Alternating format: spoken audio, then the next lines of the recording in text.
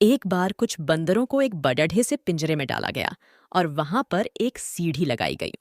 सीढ़ी के ऊपरी भाग पर कुछ केले लटका दिए गए। उन केलों को खाने के लिए एक बंदर सीढ़ी के पास पहुंचाओ। जैसे ही वह बंदर सीढ़ी पर चढ़ने लगा, उस पर बहुत सारा ठंडा पानी गिरा दिया गया और उसके साथ साथ बाकी बंदरों पर भी पानी गिरा दिया गया। पानी डालने पर वह बंदर भागकर एक कोने में चला गया।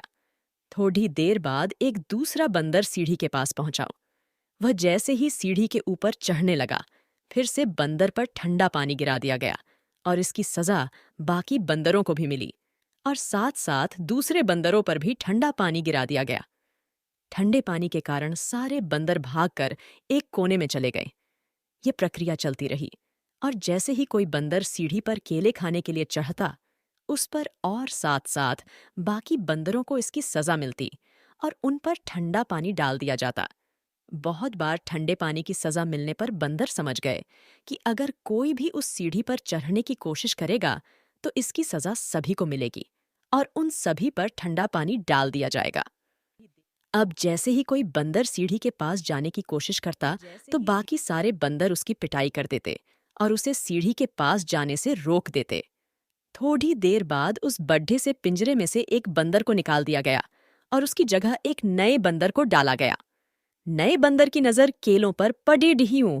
नया बंदर वहां की परिस्थिति के बारे में नहीं जानता था, इसलिए वह केले खाने के लिए सीढ़ी की तरफ भागाऊं। जैसे ही वह बंदर उस सीढ़ी की तरफ भागा, बाकी सारे बंदरों ने उसकी पिटाई कर दी। नया बंदर यह समझ नहीं पा रहा था कि उसकी पिटाई क्यों हुई वर्टिकल बार, लेकिन जोरदार पिटाई से डरकर उसने केले खाने का विचार छोड़ दिया। अब फिर एक पुराने बंदर को उस पिंजरे से निकाला गया और उसकी जगह एक नए बंदर को पिंजरे में डाला गया।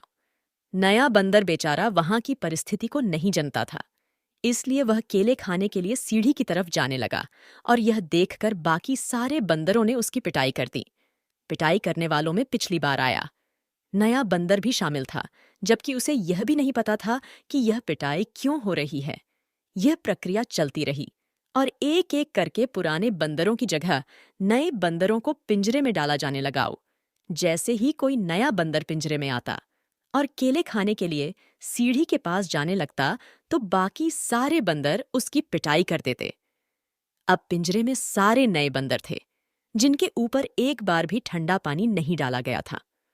उनमें से किसी को यह नहीं पता था कि केले खाने के लिए सीढ़ी के पास जाने वाले की पिटाई क्यों होती है, लेकिन उन सब की एक एक बार पिटाई हो चुकी थी। अब एक और बंदर को पिंजरे में डाला गया और आश्चर्य कि फिर से वही हुआ। सारे बंदरों ने उस नए बंदर को सीढ़ी के पास जाने से रोक दिया और उसकी पिटाई कर दी, जबकि पिटाई करने वालों में से किसी को भी यह नहीं पता था कि वह पिटाई क्यों कर रहे हैं। संभावनाएं बहुत है, लेकिन हम उन्हें देख नहीं पाते क्योंकि हम भीड़ चाल में चलते हैं। यह हमारी मानसिकता ही है जो हमें पीछे धकेल रही है। हम चाहें तो बंदर की तरह लोगों की देखा देखी कर सकते या फिर खुद की स्वतंत्र सोच के बल पर सफलता की सीढ़ी चढ़ सकते हैं।